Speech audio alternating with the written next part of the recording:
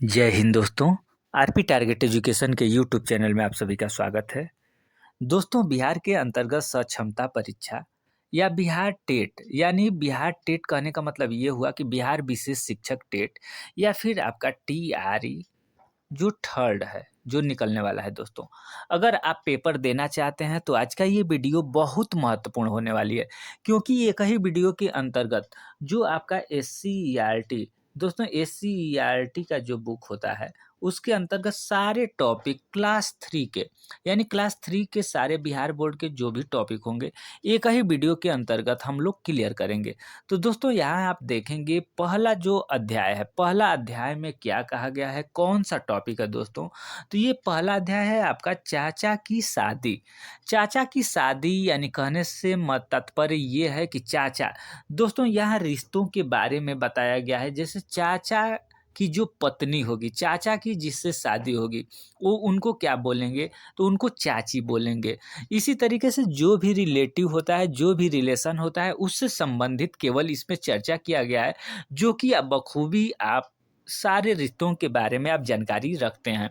दोस्तों, कहाँ जहाँ भी विशेष तरीके से प्रश्न उस तरीके से बनेंगे, उसको हम लोग विश्लेषण सहित देखने का प्रयास करेंगे। दोस्तों, अध्याय 2 आपका है हमारा परिवार। दोस्तों, हमारा परिवार यानी अगर देखेंगे तो यहाँ भी एकल परिवार और संयुक्त परिवार के बारे में चर्चा किया गया है। तो जिस परिवार में माता पिता और बच्चे रहते हैं उसको एकल परिवार कहा जाता है। लेकिन संयुक्त परिवार दोस्तों, दादा दादी, माता पिता, चाचा चाची, चचेरा भाई बहन व बच्चे रहते हैं, उसे हम संयुक्त परिवार कहते हैं। दोस्तों, अब देखेंगे अध्याय 3, यानी जो अध्याय 3 है आपका, वो है जीव जंतुओं की दुनिया। दोस्तों, जीव जंतुओं की दुनिया के बारे में देखेंगे तो मोस्ट इम्पॉर्टेंट जो प्रश्न बनते हैं उसको हम क्लियर कर लिए हैं। जैसे काली काली मतवाली, करती रहती हूँ जुगाली। दोस्तों, ये अगर देखेंगे तो उसमें कुछ बुझौनी, बुझौनी जिसको हम लोग कहते हैं, गाँव में बुझौनी कहते हैं, ठीक है? उसको उस तरीके से पूछा गया है। यानी काली काली मतवाली, करती रहती हूँ जुगाली, ये क्या चीज़ है, तो ये आपका भैंस है, ठीक है। नेक्स्ट है हरे हरे हैं मेरे पंख, लाल मेरी चोंच का रंग, ये क्या है, ये तोता है। नेक्स्ट दोस्तों, टेढ़ा मेढ़ा चलता हूँ, झाड़ बील में रहता हूँ, यानी ये सांप है। गोल गोल मैं जाल बनाती, छोटे जीवों को उलझाती, ये आपका दोस्तों मकड़ी है।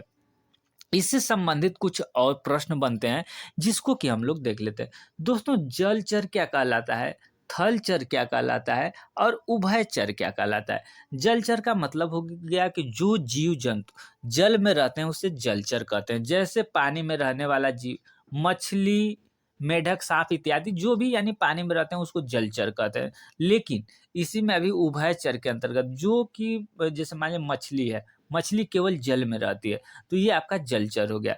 थलचर क्या हो गया दोस्तों, जो जमीन पर रहने वाले हैं, जैसे शेर, हिरन आदि। उभयचर क्या हुआ, तो जो जीव जमीन और पानी दोनों जगह रहने वाले हैं, जैसे मेढक, सांप, कछुआ, ये जो है दोनों जगह रहते हैं। दोस्तों, उसी में कुछ अगर देखा जाए तो मांसाहारी, शाकाहारी और सर्वाहारी के बारे में चर्चा किया गया है। तो मांसाहारी का मतलब ये हो गया दोस्तों कि जो मांस खाते हैं।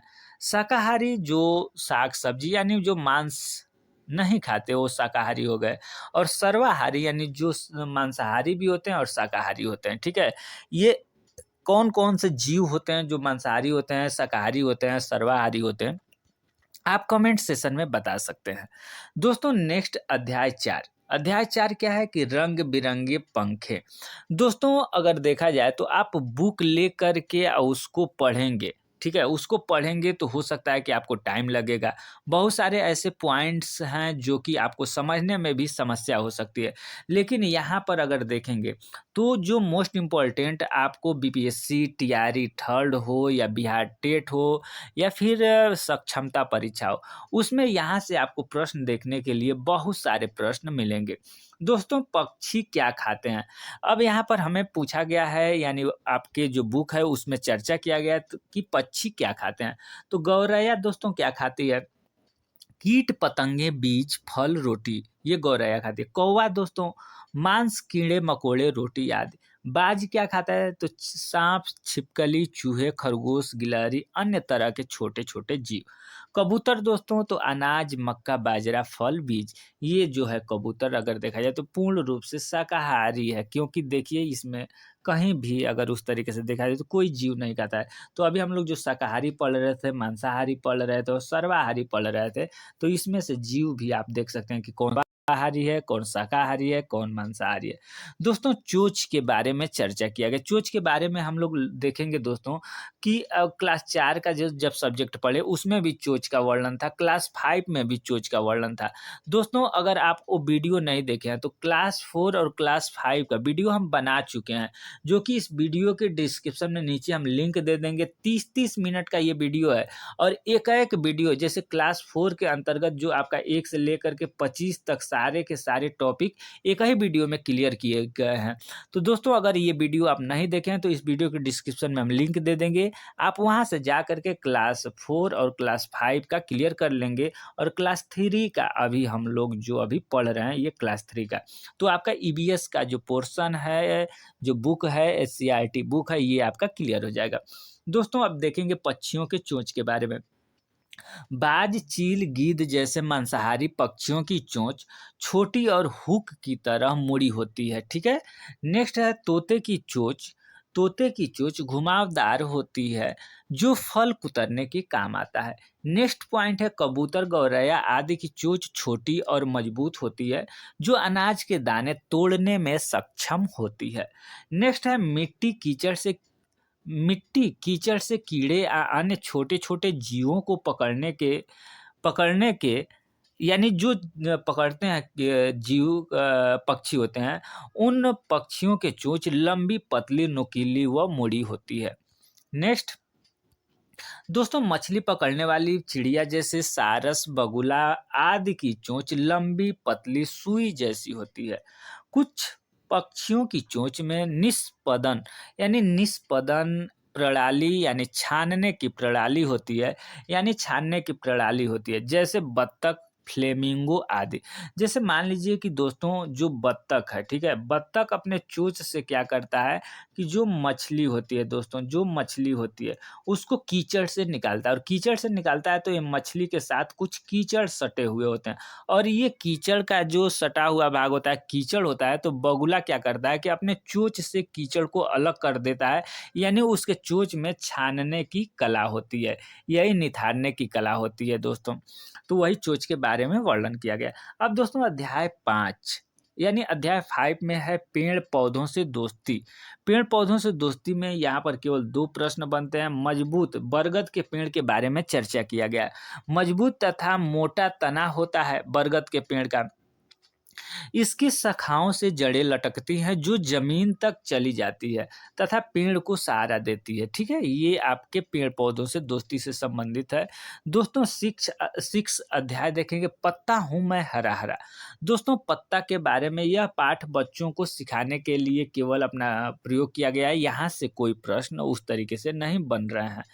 नेक्स्ट दोस्तों अध्याय 7 हो गया तरह तरह के भोजन। तरह तरह के भोजन यानी कौन सा त्योहार पर कौन सा भोजन हम करते हैं दोस्तों, ये आप लोग ध्यान देंगे। तो दोस्तों होली में क्या बनता है तो गुझिया बनता है, पकौड़े बनते हैं, कचौड़ी बनती है। छठ जो बिहार का प्रमुख त्योहार है दोस्तों, छठ में आपका ठेकुआ बनता है। ईद में दोस्तों कौन कौन सेवई और खीर पकाए जाते हैं, और दिवाली का अगर मुख्य पकवान देखेंगे तो मिठाई पूड़ी कचौड़ी विभिन्न सब्जियां। नेक्स्ट स्थान और भोजन। दोस्तों किस जगह कौन कौन से भोजन किए जाते हैं इसके बारे में आप लोग देख सकते हैं। भोजपुर मिथिला और दक्षिणी भारत। तो दोस्तों भोजपुर का आपका लिट्टी चोखा है, मिथिला में दही चूड़ा और दक्षिण भारत में इडली और डोसा। नेक्स्ट अध्याय 8 कुछ कच्चा कुछ पका हुआ, यानी कुछ कच्चा कुछ पका हुआ। इसमें अगर देखेंगे तो कच्ची खाई जाने वाली चीजें जैसे खीरा चुकंदर सेव इत्यादि क्या है ये आपका कच्ची खाई जाने वाली चीज़ें, जैसे जो भी सलाद वाली चीज़ होती है, खीरा हो गया, गाजर हो गया, मूली हो गया, चुकंदर हो गया, सेव हो गया, फल हो गए, ये सारे के सारे कच्चा खाए जाते हैं। पकाकर खाई जाने वाली चीज़ें, चावल, मांस आदि, कच्ची एवं पकाकर दोनों तरह से खाए जाने वाली चीज़ें, गाजर, मूली, पत्ता गोभी आदि हो गया। नेक्स्ट 9th नंबर दोस्तों, 9th अध्याय है पकाएँगे, खाएँगे। पकाने का तरीका है, खाने का सामान है। भून कर हम क्या खाते हैं? तो भून कर आलू खाते हैं। तल कर क्या खाते हैं? पराठा खाते हैं। उबाल कर क्या खाते हैं? अंडे खाते हैं। सेक कर क्या खाते हैं? तो भुट्टा या मक्का सेक करके खाते हैं। दोस्तों, आपको देखने में आसान लग रहा होगा कि ये तो बिल्कुल आसान है, लेकिन पेपर में यहीं से आपको प्रश्न उठा करके पूछ दिया जाएगा। जैसे अब मान लीजिए कि घरों के प्रकार के बारे में पूछ दिया गया कि घर बनाने में क्या-क्या इस्तेमाल होता है। तो दोस्तों, लकड़ी, भूसा, घास, गिट्टी, ईंट, सीमेंट व लोहे इत्यादि जो है घरों के निर्माण में किए जाते हैं। अब यहाँ पर मोस्ट इम्पोर्टेंट देख लेते हैं, यहाँ से प्रश्न बनते हैं दोस्तों, यहाँ से प्रश्न बनते हैं, ये आप देख लेंगे। स्थान और घरों के प्रकार, यानी दोस्तों अगर देखा जाए तो कैसे घर पाए जाते हैं, तो असम में जब भी बांस का चर्चा हो दोस्तों, जब भी बांस के खंभों पर चर्चा हो, तो बांस के खंभों पर बने हुए घर असम में पाए जाते हैं। और ये जमीन से लेकर के ये 3 से 4 फीट ऊपर बनते हैं, क्योंकि वहाँ पर बारिश ज़्यादा होती है और बारिश का जो पानी होता है, वो बारिश का पानी नीचे-नीचे निकल जाता है और ऊपर क्या होता है कि आपका घर बाँस का बना होता है। तो असम में दोस्तों बाँस के घर बनाए जाते हैं। मनाली में पत्थर और लकड़ी के घर बनाए जाते हैं। लेह लद्दाख में लकड़ी के 2 मंजिले, निचली मंजिल पर कोई खिड़कियाँ नहीं होती है, नीचे की मंजिल में जानवर को रखने का काम होता है। ये लेह लद्दाख के घरों के बारे में है। दोस्तों, राजस्थान, राजस्थान में मिट्टी के घर, छतें जो होती है कटीली झाड़ियों से बनी होती है। कश्मीर, कश्मीर में जो है हाउस बोट होती है, डोंगा हाउस होता है। दिल्ली में जो घर बने होते हैं, ऊँची-ऊँची इमारतें, पक्के मकान जो होते हैं वो दिल्ली में बने होते हैं। नेक्स्ट अध्याय है आपका 11 दोस्तों, दिवाली की तैयारी। अध्याय आपका 11 है दिवाली की तैयारी। अब दिवाली की तैयारी में क कैसे प्रश्न पूछे जा सकते हैं? तो खाने की सामान जिस डब्बे में रखते हैं, उसे धूप में सुखाते हैं, जिससे सीलन, नमी दूर हो जाता है। दोस्तों, अगर देखा जाए तो फल को या यहाँ पर प्रश्न कैसे बनेंगे? जैसे मान लीजिए कि दे देगा कि चिप्स, चिप्स को हम अ, किस अ, स किस वस्तु को हम लोग ज़्यादा दिन तक रख सकते हैं? तो फल दे देगा, चिप्स दे देगा, अचार, मुरब्बा इत्यादि इस तरीके से दे देगा। तो जो चिप्स होता है मान लीजिए उसको हम लोग बहुत दिन तक रख सकते हैं, लेकिन सब्ज़ी को ज़्यादा दिन तक नहीं रख सकते हैं। और सीलन ना लगे, नमी दूर करने के लिए हम लोग धूप में जो भी वस्तुएँ होती हैं उसको हम लोग रखते हैं। सुखदा के पिताजी ने गर्म कपड़े जैसे रजाई, कंबल, स्वेटर को धूप में सुखाते हैं, क्योंकि नमी एवं गंध दूर करने के लिए। ये सुखदा नामक कोई लड़का है, उसके पिताजी के बारे में चर्चा किया गया है। नेक्स्ट, दिवाली पर हम फुलझड़ियाँ और पटाखे बाजार से लाते हैं और छोड़ते हैं। आपका आ गया अध्याय 12, किस और क्या? यानी आपका अध्याय दोस्तों, एक बात और हम यहाँ आपको बताना चाहते हैं। आपसे हो सकता है कि ईवीएस के बुक में पूछ दे कि ईवीएस का थीम क्या है, ठीक है? ईवीएस का थीम, ठीक है? ईवीएस का थीम पूछ दे, तो किस और क्या, ये आपका ईवीएस का थीम है, यानी जो चैप्टर है वो थीम हो गया। इसके अंतर्गत जो पढ़ना है ये आपका थीम नहीं है। जैसे जल, जल आपका थीम नहीं आएगा। जल किसके अंतर्गत आएगा? तो हम लोग बुक देखेंगे, उसमें जैसे किस और क्या है, पर्यावरण और हम हो गए। तो ये जितने स्कूल के आसपास है, ये आपके थीम है। ये जो भी अध्याय आप देख रहे हैं, ये ईवीएस के थीम है। ठीक है, ये आप लोग ध्यान दीजिएगा। इस पाठ में बच्चों को दिशाओं, आगे पीछे, यानी किस और क्या में ये केवल दिशाओं के बारे में ज्ञान दिया गया है। तो दोस्तों, अगर आपको जानकारी ना हो तो ये काम आप ज़रूर करिएगा कि आप अपने मोबाइल में बिहार का मैप, जो आपका बिहार का मैप होगा, बिहार का मैप अपने मोबाइल में लोड कर लीजिएगा, अपलोड कर लीजिएगा और स्क्रीन पर रखिएगा उसको, जैसे वॉलपेपर जहाँ देखते हैं।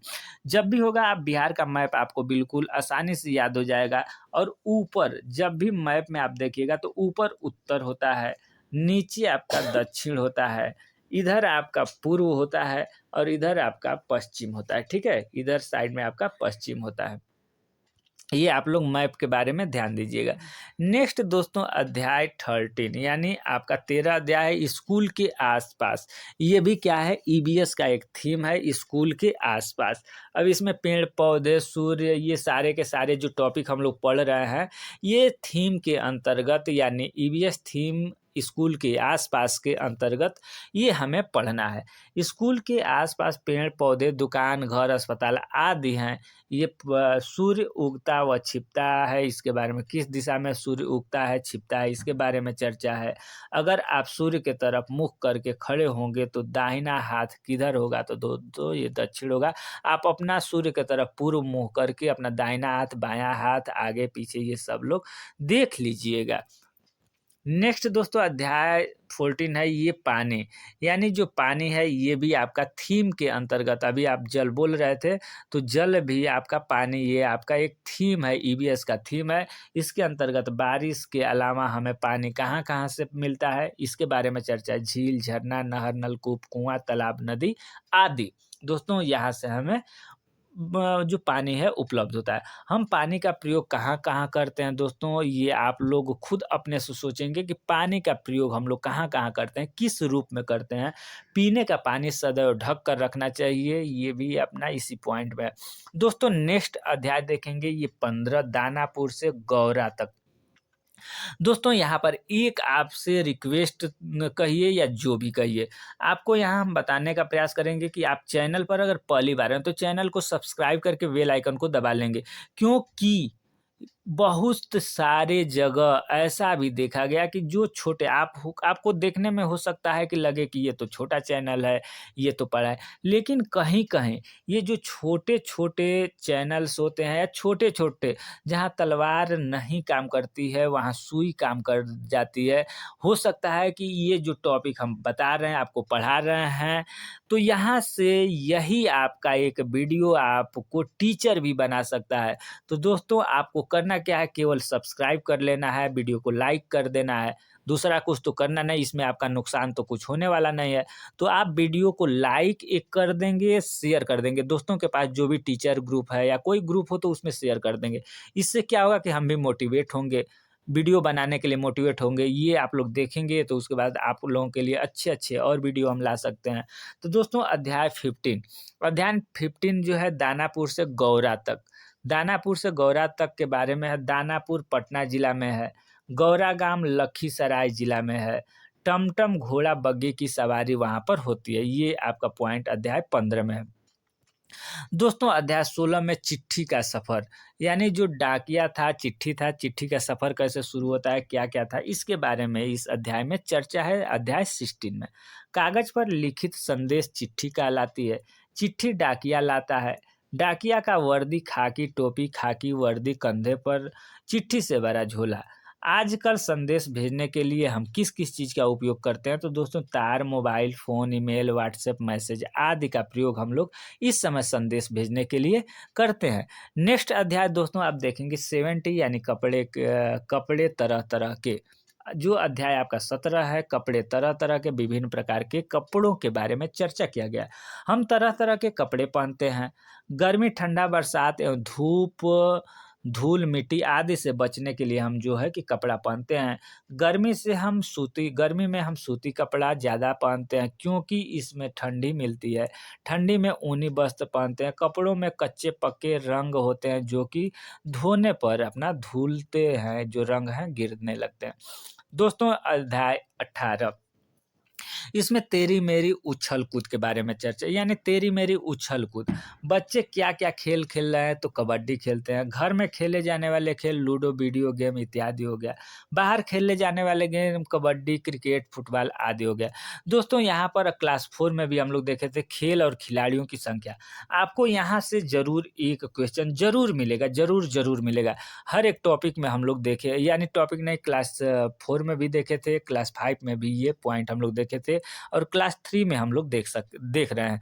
दोस्तों यहाँ पर एक बात और फिर से आपको सजेस्ट करना चाहेंगे कि क्लास 4, क्लास 5 का ईवीएस का अगर संपूर्ण जो टॉपिक है 1 से लेकर के 25 तक आपका क्लास 4 में है और 1 से लेकर के 22 तक आपका क्लास 5 में है। तो ये सारे वीडियो देखने के लिए इस वीडियो के डिस्क्रिप्शन में नीचे हम लिंक दे रहे हैं, वहाँ से जा कर के आप दोनों वीडियो देख लीजिएगा, जिससे कि आपका ईवीएस का पोर्शन कंप्लीट हो जाएगा।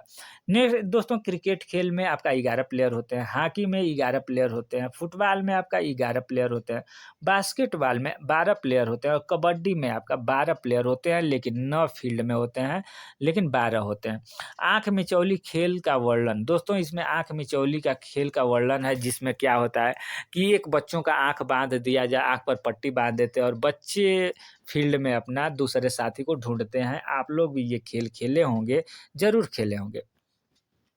नेक्स्ट दोस्तों, जो देख नहीं सकते वे कैसे काम करते हैं। दोस्तों यहाँ 3 दिसंबर, यहाँ पर हम बताना चाहेंगे कि 3 दिसंबर जो है वो लुईस ब्रेल का जन्म दिवस है, ठीक है?